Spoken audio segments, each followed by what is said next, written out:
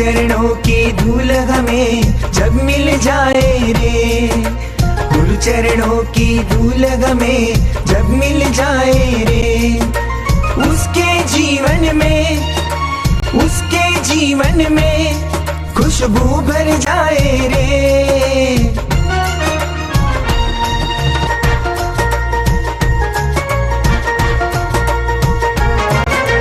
सुनील सागर गुरुवर मेरे सबसे प्यारे प्यारे हैं, इनके ही आशीषों से मेरा जीवन रोशन है।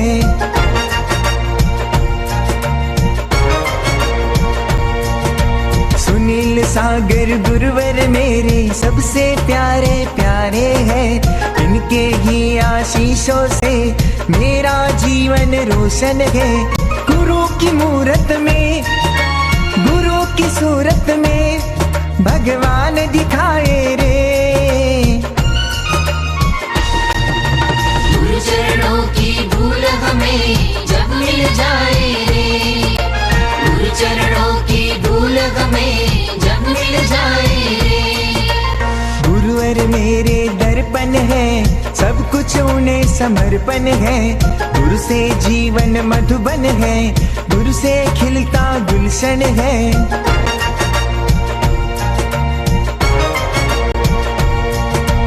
गुरुवर मेरे दर्पण है, सब कुछ उन्हें समर्पण है। गुरु से जीवन मधुबन है, गुरु से खिलता गुलशन है। गुरु ही भक्तों को, गुरु ही शिष्यों को भगवान बनाए रे। गुरु चरणों की धूल हमें जब मिल जाए रे, गुरु चरणों की धूल हमें जब मिल जाए रे। दीपावली पर बनाएं एक नया मिशन, दीपावली पर बनाएं एक नया मिशन और एक गरीब परिवार को कर दें रोशन। हम ऐसा कुछ सोचें कि जहां दीपक नहीं जलते वहां दीपक जले, जहां भोजन नहीं बनता वहां भोजन बने, जहां मीठा खाने को नहीं मिलता वहां मीठा खाने को मिले। त्योहार के दिन भी कई लोगों के ऐसे गुजर जाते हैं, रोते धोते कष्ट में गुजर जाते हैं कि मुस्कान के दिनों में भी लोग नहीं मुस्का पाते। किसी को किसी तरह का संकट होता है, किसी को किसी तरह का दुख होता है, किसी को किसी तरह की तकलीफ होती है। और यदि जिन्हें उस समय दुख नहीं है, संकट नहीं है, तकलीफ नहीं है, वे दूसरे लोगों का ध्यान रख लें तो निश्चित रूप से मुस्कान को भी बांटा जा सकता है, हंसी को भी बांटा जा सकता है। माना कि प्रसन्नता कोई बांटने की चीज नहीं है, लेकिन यदि हम कहीं किसी के अनुकूल हो जाते हैं तो निश्चित रूप से उसकी खुशियों में चार चांद लग जाते हैं। हम ही खुश ना हो, हमारे आसपास के लोग भी खुश हों। आमिर स्वामी कहते हैं लोग ही क्या, सारी प्रकृति प्रसन्न हो। और प्रकृति को यदि प्रसन्न रखना है तो प्रदूषण से बचिए। ग्लोबल वार्मिंग की जो बात है, दुनिया तकलीफ में पड़ सकती है, पृथ्वी संकट में पड़ सकती है। क्यों?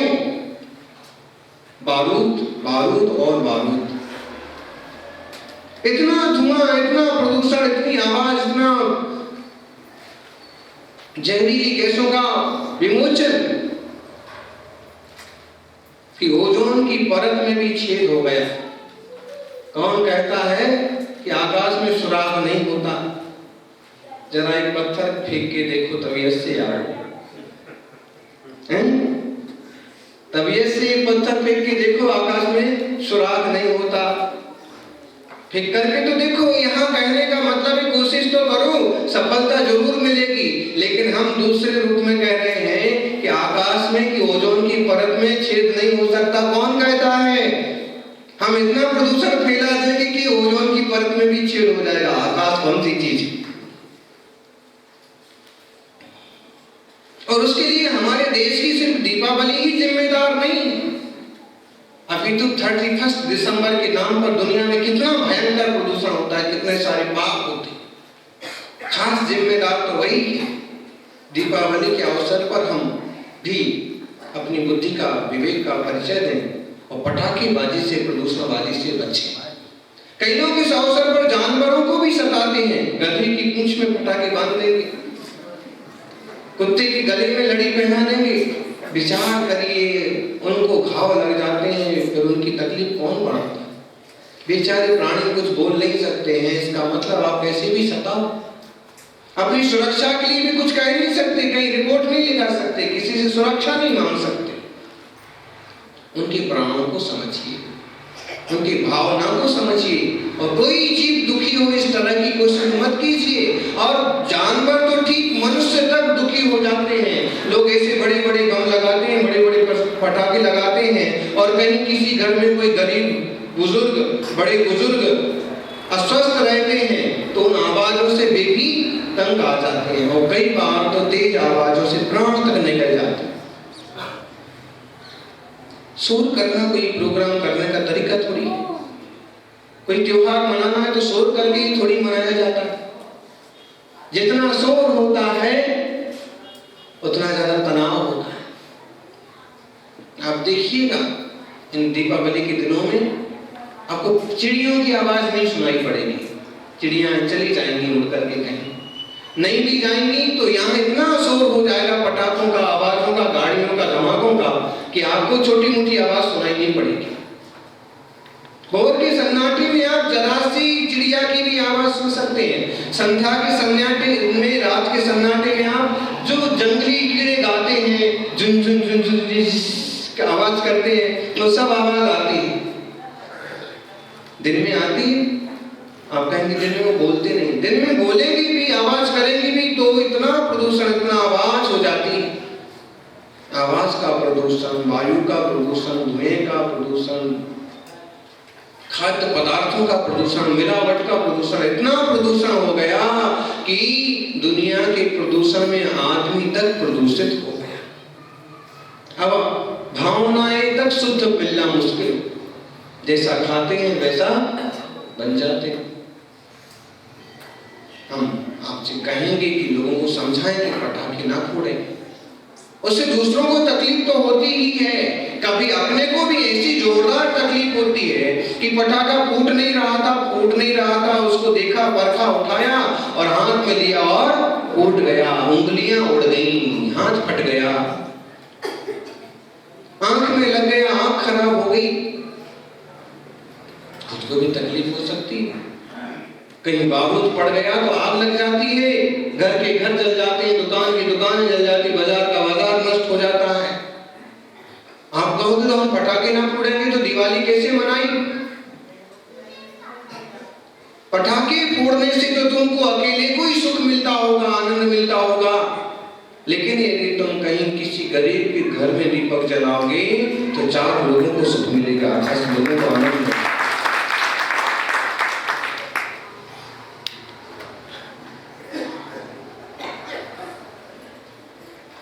कोई भी चीज की अच्छी शुरुआत हो सकती है।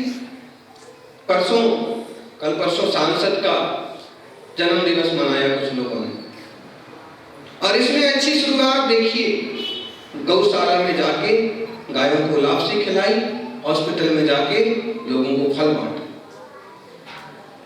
चाहती तो तमाशा भी कर सकते, पटाखेबाजी भी कर सकते, उधमबाजी भी कर सकते, हुल्लड़बाजी भी कर सकते, लेकिन अच्छे ढंग से भी कोई चीज मनाई जा सकती, कोई भी चीज को अच्छा रूप भी दिया जा सकता। जरूरी थोड़ी कि हम सांस्कृतिक कार्यक्रम करें तो फिल्मी गायिकाओं को, नाचने गाने वालों को ही बुलाएं। भजन संध्या भी हो सकती, धार्मिक नाटक भी हो सकते हैं। आजकल रामलीला नाटक और सती अंजना जैसे सीरियल जो मंच पर खेले जाते थे, आजकल भी प्राय गायब ही हो गए। अब तो धार्मिक कार्यक्रमों में भी, कि नवरात्रि में भी, गणेशोत्सव में भी, पर्यूषण में भी नाचने गाने वाले मुंबई के लोगों को इधर उधर से बुलाते हैं, नंबर ज्यादा पैसा फेंकते हैं, तमाशा दिखाते हैं दुनिया को, और वैसे ही लोगों की मन प्रदूषित है और प्रदूषित होते हैं। पाश्चात्य गाने, पाश्चात्य संस्कृति की पोशाक, वैसे ही नाच। तो परिवर्तन किया जा सकता है, बदला जा सकता है, हम अपने से शुरुआत करें। सब चीज में मिलावट होने लगी, दीपावली पास और अब मावा जो बनाया जा रहा है सिंथेटिक, दूध भी सिंथेटिक। पशु रहे नहीं, जानवर कम होते जा रहे हैं, तो क्या होगा? जहरी परोसा जाएगा और कोई कहां तक कंट्रोल करेगा? चोरी छिपे सब चीजें होने वाली हो रही हैं। लेकिन फिर भी हमें अच्छी शुरुआत तो करना चाहिए। गुरु शरण छावड़ा का एक उदाहरण, अभी ताजा उदाहरण, प्रदेश में शराबबंदी पूरी तरह से होना चाहिए। इस बात के लिए उपवास अनशन करता हुआ वो मरण को प्राप्त हो गया, लेकिन अपने पेट को नहीं छोड़ा। शराबबंदी होना चाहिए, व्यसन बंदी होना चाहिए। महावीर स्वामी जैसे सिद्ध पुरुष तो कह के गए कि जिसके जीवन में खान पान की अशुद्धि है, उसका सारा खानदान ही अशुद्ध समझना। जो शराब पिएंगे कुटुंब बर्बाद हो जाएगा, मांस खाएंगे जीवन बर्बाद हो जाएगा, दूसरों को सताएंगे, खुद शांति से नहीं रह पाएंगे। इसलिए पटाखे छोड़ना, मिलावट करना, कम ज्यादा पैसे लेके कम सामान देना, इस तरह की चीजें नहीं करना चाहिए। आप कहोगे महाराज जी हम तो नहीं फोड़ते। आप नहीं फोड़ते, बहुत अच्छी बात है, लेकिन हम जो आवाज यहां से लगा रहे हैं, ये आवाज बहुत दूर तक जा रही है।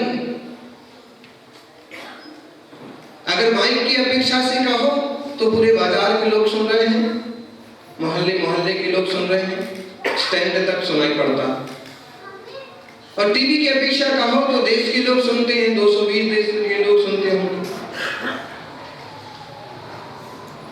और अगर भावना की अपेक्षा से कहो तो हम पुकार लगाते हैं, तो निश्चित है दुनिया की कोई ना कोई जीवों पर प्रभाव पड़ता है, कोई ना कोई सुनता है, स्वीकारता है और बदलता है, प्रभाव पड़ता है। सज्जनों, अपन जाने समझें और सही उपयोग करें अपनी शक्ति का। दीपावली सफाई के दिन माने जाते हैं। साल भर की सफाई इन दिनों में की जाती है। कई लोग घर की सफाई करते हैं, कई लोग चौकी चूल्हे की सफाई करते हैं, कई माताएं पति की जेब की सफाई करती हैं। लेकिन सफाई तो होती है ऐसा।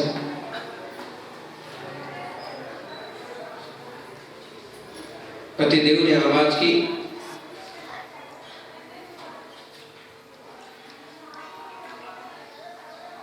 पत्नी ने जोर से आवाज की कि मेरी अंगूठी खो गई, अंगूठी खो गई। पति ने आवाज की कि मेरे जेब से भी 10,000 रुपए खो गए। पत्नी बहुत दुखी होने लगी, और देखो इतनी कीमती अंगूठी मेरी इतनी मेरे भाई ने दी थी और खो गई। पति ने कहा लेकिन मेरे 10,000 खोने का मुझे कोई दुख नहीं है। क्यों? क्योंकि मुझे मेरे कुर्ते के जेब में तुम्हारी अंगूठी मिली।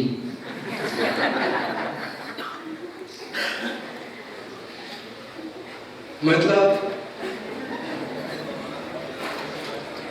तो सफाई तो जारी है कहीं ना कहीं किसी ना किसी रूप में। लेकिन एक बात गौर करें, कई लोग ऐसे होते हैं कि घर की बाहर की सफाई करते हैं और कई जीवों का घात कर देते हैं। जीवों का घात बात ना हो, उस बात का ध्यान रखिए। पंचेंद्रीय चूहे हैं और उन्होंने कहीं छेद बना लिए हैं, तो पहले एक कोशिश करो कि कैसे भी उनको बाहर निकलने दिया जाए, निकल जाए, बाद में छेद बंद करो। कई इतने निर्मम लोग होते हैं कि देखेंगे अब घुस गए जीव अंदर, जानवर चूहे, फिर उसमें बंद करेंगे। अरे पंचेंद्रीय जीव है, मरेगा कहाँ निकलेगा, कैसे क्या होगा, उसके प्राण चले जाएंगे। घोंसले बना लिए कई पक्षियों ने, तो उसका भी एक लिहाज करो कि जब तक उड़ने लायक ना हो जाए, चले ना जाए, तब तक घोंसला मत दो। पहले ही ध्यान दो कि कोई वहां पर ऐसी चीजें पैदा ना हो जाएं, और यदि हो गई है, कहीं चोरी ने छोटे छोटे बच्चे दे दिए, आपने कहा कि बाहर मत फेंको, वे सब अकाल में ही मर जाएंगे।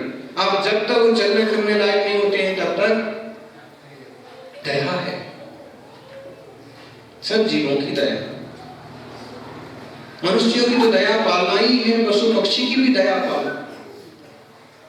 हम दूसरे जानवरों की, जीवों के घोंसले, घर तो उजाड़ देते हैं, फिर कभी हमारे साथ भी ऐसा होता है कि जब हमारा घर उजाड़ा जाता है, फिर हम कहते हैं कि हमने कौन सा पाप किया, हमने तो किसी का कुछ बिगाड़ा नहीं। अरे वे भी तो जीव हैं। जो भी साफ सफाई करते हैं, ऐसी जगह मत फेंको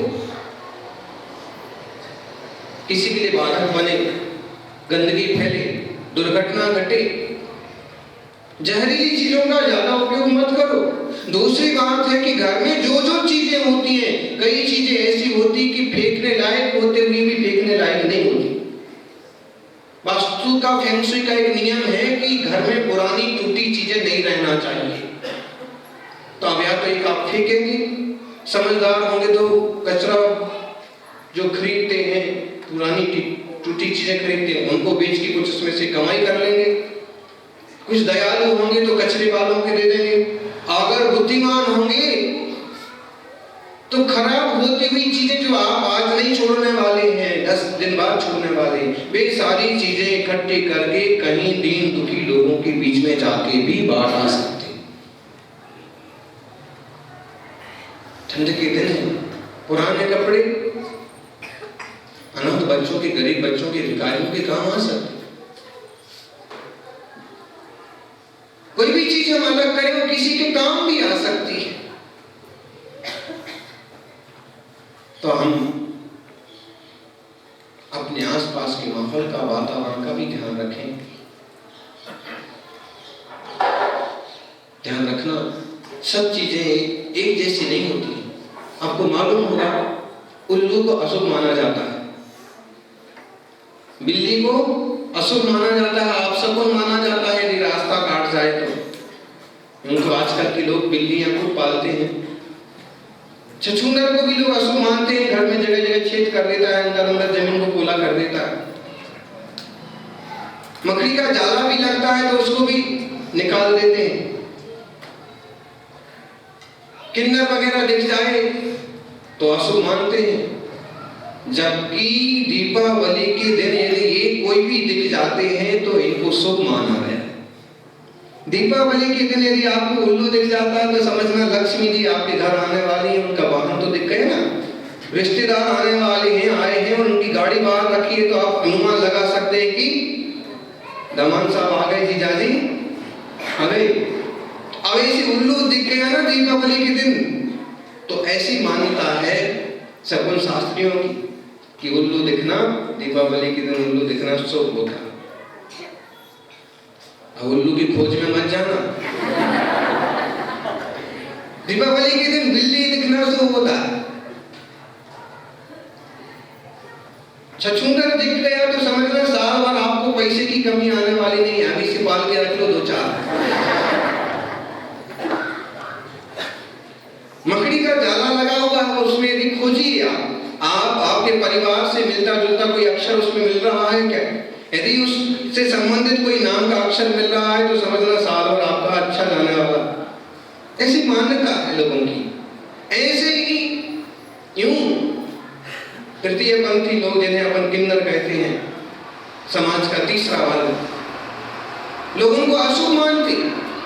लेकिन एक शकुन है कि दीपावली के दिन यदि ऐसे लोग आपके आगे आपको एक सिक्का दे दें, बिना मांगे आपके यहाँ कुछ डाल दें, तो समझना साल भर आपको बढ़िया आवक होने वाली। माने कोई समय ऐसा भी होता है कि अशुभ चीजें भी शुभ होती हैं। गाय को तो हमेशा ही शुभ माना है। उसमें भी कहा है कि केसरिया गाय यदि आपको दीपावली के दिन दिखे तो नंदिनी का प्रतीक है और कामधेनु का प्रतीक है, आपकी सारी कामनाएं पूरी होंगी। भले ही देसी मान्यताएं हैं, लेकिन इनके पीछे एक रहस्य है कि कोई भी जीव हमेशा खराब नहीं होता। किसी भी जीव के साथ अहित मत करिए, किसी को सताइए मत, किसी के घर मत उजाड़िए।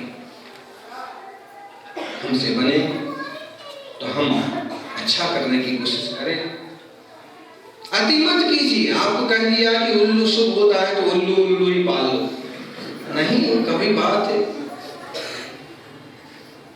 कोई भी चीज की एक सीमा होती है, मर्यादा होती है। श्रीमान जी को मालूम पड़ा कि अमेरिका में एक गोली ऐसी बनी है कि जो एक गोली खाने से आदमी 20 साल छोटा होता है।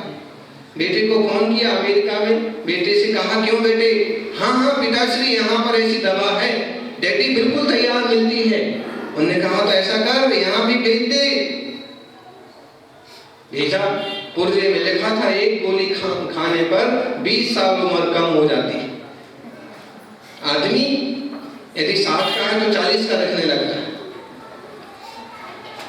उनने क्या किया, जल्दी जल्दी में 45 साल के श्रीमान जी ने जल्दी जल्दी 2 गोली खा ली।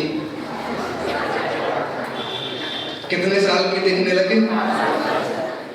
थोड़े दिन बाद बेटा आया अमेरिका से और माँ की गोद में देखा कि 5 साल का बच्चा गिर रहा। उसने कहा मम्मी तुमने बताया नहीं कि मेरा कोई दूसरा छोटा भाई भी है। मम्मी कहती बेशरम, अरे तेरे पिताजी सब कैसे हुआ? तूने गोली भेजी थी, एक खाने के बजाय 2 खा गए। कोई भी चीज की अति अच्छी नहीं होती। कोई भी चीज को समझो तो लोग अपने सुख के लिए, अपनी सुविधा के लिए दूसरे का बिगाड़ करने लग जाते हैं। उचित नहीं है। हम दूसरे की हेल्प करें, सहयोग करें, दूसरे की सुख सुविधा में सहायक बने तो निश्चित रूप से हमें भी सुख उपलब्ध होगा।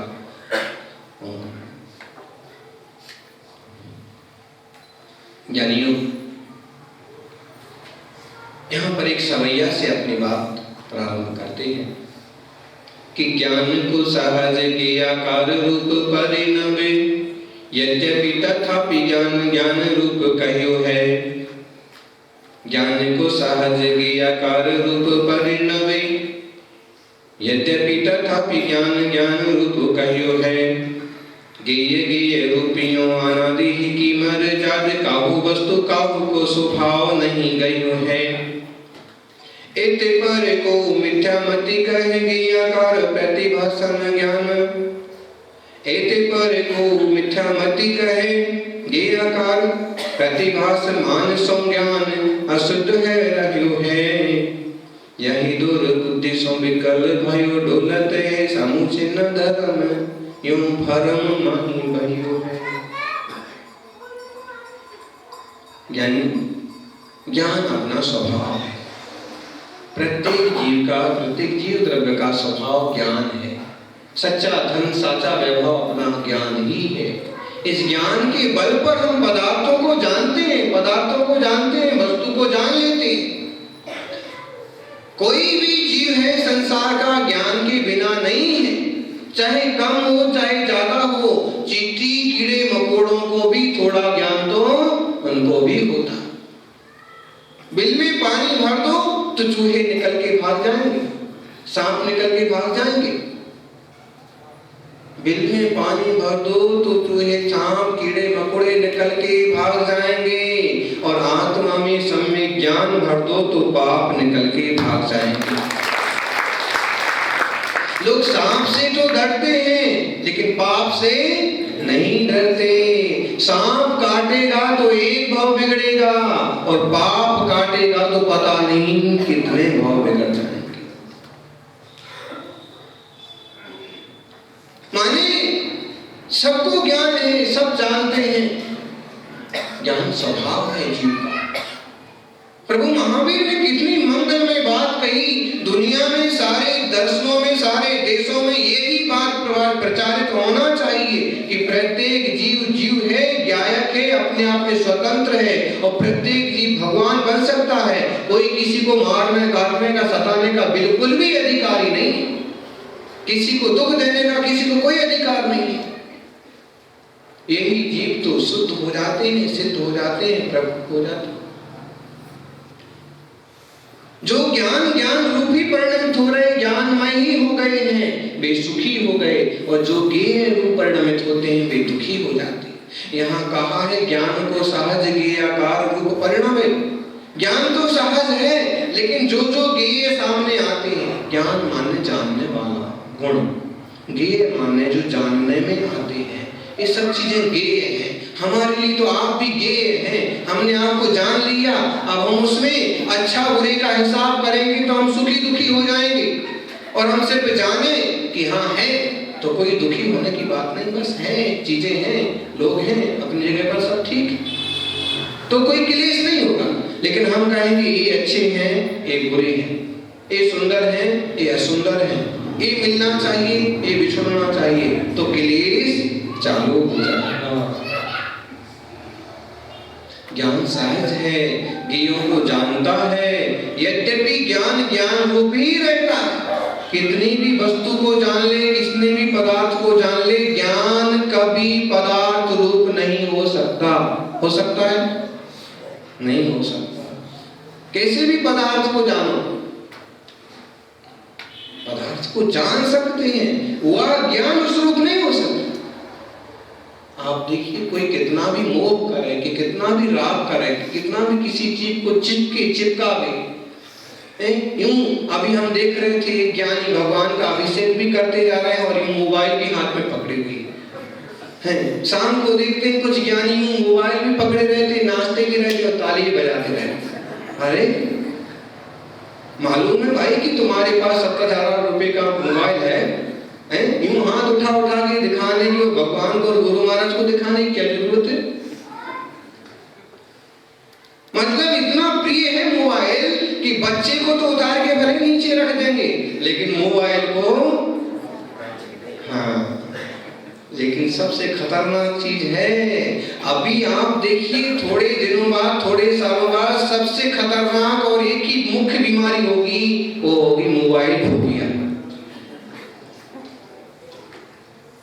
मोबाइल फोबिया मतलब इतनी सारी चीजें पैदा हो जाएंगी कि उससे बहरे होना, कम दिखना, अंधे होना, स्पंदन होना, कंपन होना, भयभीत हो जाना, पागल हो जाना, या है नहीं पास में तो भी लग रहा है कि मैं कुछ सुन तो रहा हूं, पास में है नहीं लेकिन ऐसे हाथ यूं करके देखने लग जाएंगे लोग। ऐसा पागलपन का दौर आएगा कि सबसे बड़ी बीमारी होगी तो मोबाइल से। कैंसर से मरने से ज्यादा लोग मरने लग जाएंगे मोबाइल से, क्योंकि कोई भी चीज की अति जो है खतरनाक होती है। आगे का जो पागलपन का दौर आएगा, वो सबसे ज्यादा पागलपन का दौर होगा मोबाइल का। जब देखो यूं करे और चालू, आदमी अब बहुत विकसित हो गया, वापस पुराने युग में जा रहा। बोलते ना, कोई भी चीज है एक सीमा तक, फैशन एक सीमा तक जाता है, उसके बाद रिटर्न फैशन आता है वापिस। पहले वो ढीला पजामा पहनने का फैशन आया था, वापस आना चालू हो गया है, कुर्ते पजामे का, कि कोई सूट का, कि साड़ी का। अब देखिए हैं, आधे अधूरे कपड़े पहनने वाली हीरोइन भी आजकल साड़ी पहनना पसंद करने लगी। कोई भी चीज है, पहले आभूषण पहना करते थे राजा महाराजे, आजकल पुरुषों को भी आभूषण पहनने का शौक चालू हो गया। कोई भी चीज रिटर्न वापस आती है तो आदमी जो है ना, बोलते कि बंदर का विकास है। आदमी का विकास कैसे हुआ है? वो बंदर से हुआ, गोरिल्ला से हुआ है, समझो। बंदर कैसा होता है? यूं कमर झुकी रहेगी, यूं हाथ रहेंगे और गर्दन झुकी रहेगी। और विकास हुआ, जैसे बंदर का विकास हुआ, शायद इतिहास की पुस्तक में हम लोग पढ़ते थे, उसमें फोटो बना रहता था कैसे विकास हुआ। तो पहले 4 पांव के बाद चल रहा होता है, फिर 3 पांव नीचे रह जाते, एक ऊपर आ जाता है, फिर और ऊपर आता है, वो फोटो बना रहता ना, फिर यूं खड़ा रहता है, फिर उसके हाथ में लकड़ी आ जाती है, फिर उसके हाथ में धनुष बाण आ जाता है, फिर उसके बाद में फिर तो सब कुछ आ गया। तो ऐसे विकास हुआ। वो विकास का तो हमने बता दिया कि कैसे विकास हुआ, और आदमी एकदम स्ट्रेट हो गया, घोड़े की सवारी करने लगा, एकदम खड़ा सीधा चलने लगा। अब वो इतना विकास तो हो चुका, वापिस हिरास हो रहा है। कैसे हिरास हो रहा है? तो सीधे से टेढ़े पर आया, गाड़ी में बैठता है, गाड़ी चलाता है, कैसे बैठता है, हिरास हुआ थोड़ा, और उसी की उसको आवाज धीरे धीरे घोड़े से या सीधे चलने से मोटरसाइकिल पर आया था, थोड़ा टेढ़ा हुआ था, गाड़ी पर आया थोड़ा और टेढ़ा हुआ, गाड़ी से फिर अब देखिए, विचार कीजिए, रेंजर साइकिल वो टेढ़ी वाली, आदमी और वापस हिरास हुआ और टेढ़ा हो गया। उसके बाद बड़े स्क्रीन पर आया, कंप्यूटर पर आया था, थोड़ा और टेढ़ा हुआ, और अब एकदम छोटे छोटे सारे कंप्यूटर आ गए, लैपटॉप, टैबलेट, और बस उस पर लिखना पढ़ना जो कुछ करना, वापस यूं हो गया टेढ़ा, पूरा दिन भर उसी पर बंदर की तरह चिपका रहता है, और बस जो कुछ और बाकी है वो और हो जाएगा, आदमी का डिमोशन वापस पूरा। विकास से अविनाश की यात्रा चालू है। आप देखना थोड़े दिनों बाद आदमी के नाम पर आपको थोड़े से साधु ही मिलेंगे जो ये चीजें यूज नहीं कर रहे होंगे, बाकी सब बंदर मिलने वाले, सब टेढ़े टेढ़े। वेरी डेंजर चीज मोबाइल। परिवार कुटुंब बिगाड़ने में सबसे बड़ा हाथ आज की स्थिति में किसका है? माँ पुकारती जा रही है, बेटे बेटियां लगे हुए हैं अपने उसी पर, डिब्बे पर चिपके हुए हैं, दादा दादी खांसे जा रहे हैं, दवाई के लिए आवाज लगाए जा रहे हैं, और हम मोबाइल पर तरह तरह के सीरियल डाउनलोड किए जा रहे हैं, पिक्चर्स देखे जा रहे हैं। इससे बीमार भी बिगड़ रहे हैं, मन भी बिगड़ रहे हैं, बुद्धि भी बिगड़ रही, बीमारियां भी बढ़ रही। उसका सिर्फ इतना ही यूज हो कि जरूरी से जरूरी बात है उतना सुन लो और बाकी छोड़ो।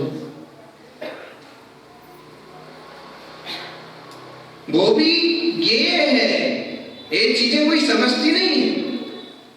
मोबाइल कुछ नहीं समझता, मशीन है। आप कहोगे मोबाइल को बहुत मालूम है, देखिए क्या क्या नहीं खोजा जा सकता है मोबाइल से।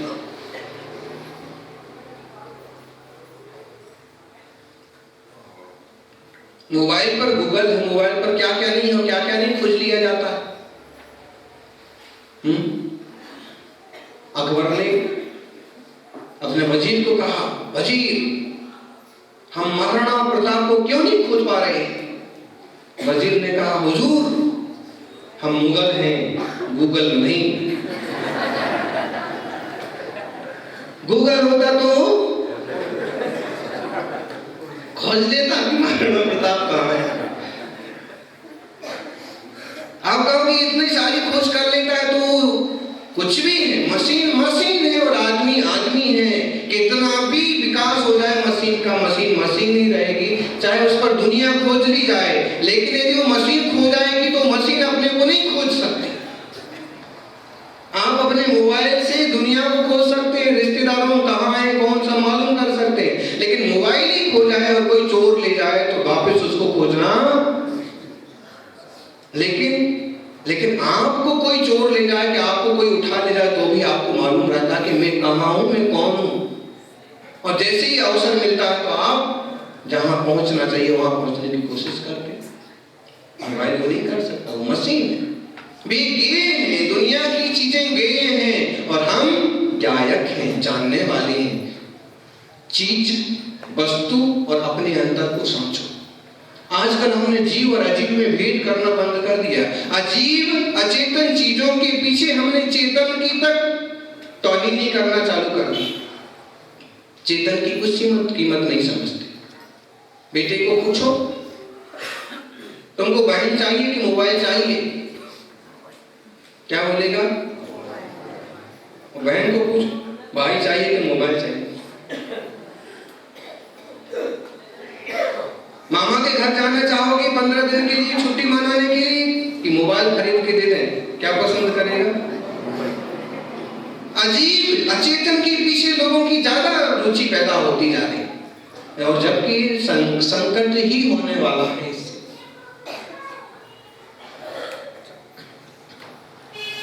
अभी तो ये भी होने लगा। कुछ ब्रह्मचारी तो हमारे यहाँ से इसलिए चले जाते हैं महाराज जी फोन पूरा यूज नहीं करने देते, और दीक्षा तो लेंगे ही नहीं। क्यों? क्योंकि दीक्षा लेंगे तो फोन यूज करने को नहीं मिलेगा। भले हम दीक्षा ना लें लेकिन मोबाइल तो नहीं छोड़ेगा। फिर जब त्यागियों तक में ऐसा हो सकता है तो आम संसारी की तो बात क्या करना। लेकिन फिर भी जो समझदार हैं, विज्ञान स्वभाव को ज्ञान रूप समझते हैं और पदार्थ को पदार्थ समझते हैं। ज्ञेय ज्ञान ज्ञेय है, वस्तु वस्तु रहती है, और चेतन चेतन रहता है, अचेतन अचेतन रहता है।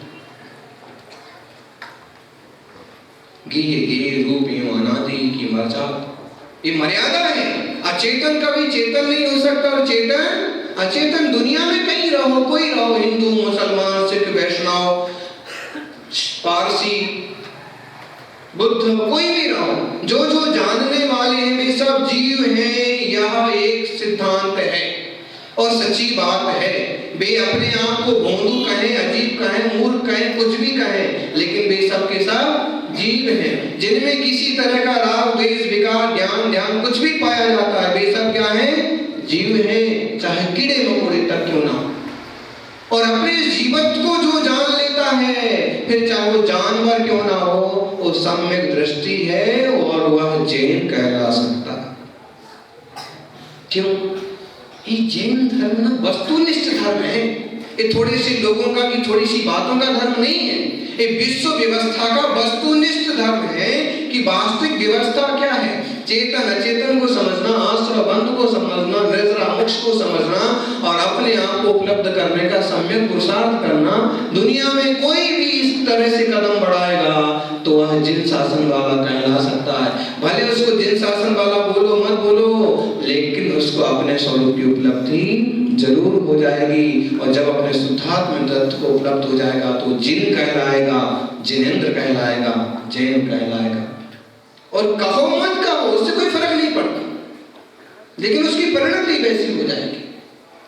सज्जनों, इतनी बात होने पर भी कोई मिथ्या बुद्धि वाला कहता है कि ज्ञान तो गेयों को पकड़ता है, तो कहते हैं ऐसा नहीं है। ज्ञान गेय को जानता है। हमने आपको जाना, हम आपको पकड़ेंगे नहीं। हाँ, ये जरूर है कि हम में यदि राग है तो हम फिर पकड़ने की कोशिश करेंगे। पकड़ता कौन है? राग। कागज पास पास रहे आए उसमें कोई दिक्कत नहीं है, कागज कागज है। लेकिन कहीं गोंद वगैरह कुछ छींटे पड़ गए तो भी कागज आपस में चिपक जाएंगे। ऐसे ही जानन जान रहा है, कोई दिक्कत नहीं, लेकिन जानन के साथ राग होगा तो हम चिपकने की, पकड़ने की कोशिश करेंगे। और द्वेष होगा तो दूर हटाने की कोशिश करेंगे, गालियां देने की कोशिश करेंगे। और विकार होंगे जैसे वैसी वृत्ति होगी। देखिए ना, जब तक उसी चीज में राग था, अपनत्व था, तो याद करते थे, बुलाते थे, चिपकते फिरते थे, फोन लगाते फिरते थे। और किसी कारण से उसी चीज में द्वेष हो गया तो जाने तो अच्छा हुआ। रमेश ने अपने मित्र को कहा, 10 दिन के लिए मेरी पत्नी मायके गई। तो उसने कहा कि इसमें दुखी होने की क्या बात है, तुम इतने मायूस क्यों हो रहे? उसने कहा कि आज 10वां आखिरी दिन है, शाम को वापस आने वाली है।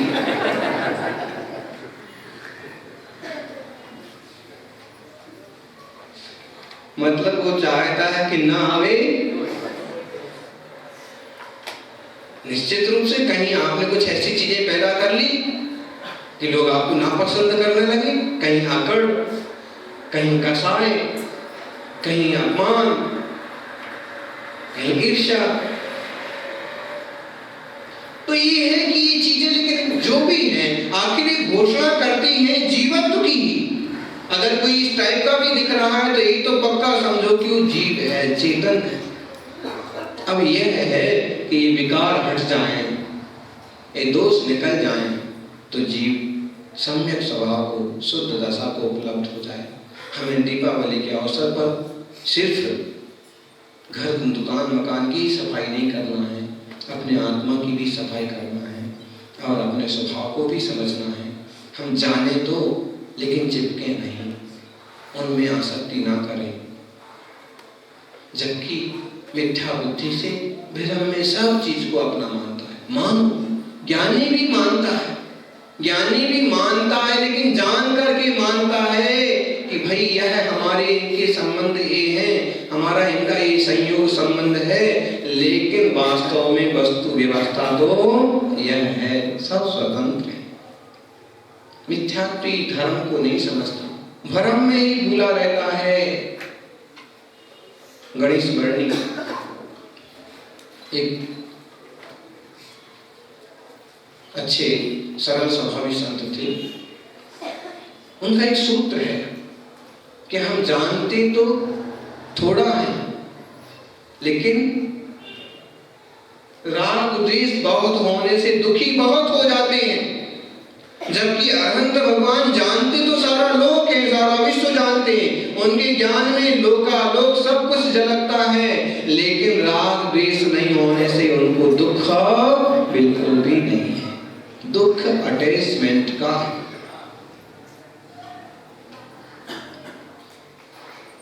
हम जाने लेकिन आसक्ति ना करें। तज्जयति परम ज्योति समम समस्ते अनंत करे आए दर्पण तले सकला घटी फलति पदार्थ मालिका यज्ञ। वह ज्ञान रूपी ज्योति जो अनंत सिद्धों को उपलब्ध हुई है वह जयवंत हो। क्यों? क्योंकि उस ज्ञान ज्योति में सारा का सारा सब कुछ झलकता है, लोकालोक प्रकाशित होता है, फिर भी वह विचलिता नहीं होती। वही ज्ञान ज्योति हम में है, लेकिन हम सावधान नहीं है, प्रज्ञावान नहीं है, इसलिए आश्रय बंद करते हैं। हमें उस दिशा का पुरुषार्थ करना। दुनिया में थोड़े से ऐसे लोग हैं जो आत्मशुद्धि की दिशा में पुरुषार्थ कर सकते हैं। भगवान महावीर स्वामी ने आत्मशुद्धि की दिशा में पुरुषार्थ किया तो वे आज सिद्ध दशा में विराजित हैं। दीपावली को हम उनका निर्वाण उत्सव मनाते हैं, और हम भी यदि पुरुषार्थ करेंगे तो निश्चित रूप से हमारी आत्मा भी परम शुद्ध दशा को उपलब्ध होगी। जय बोलिए भगवान महावीर स्वामी की।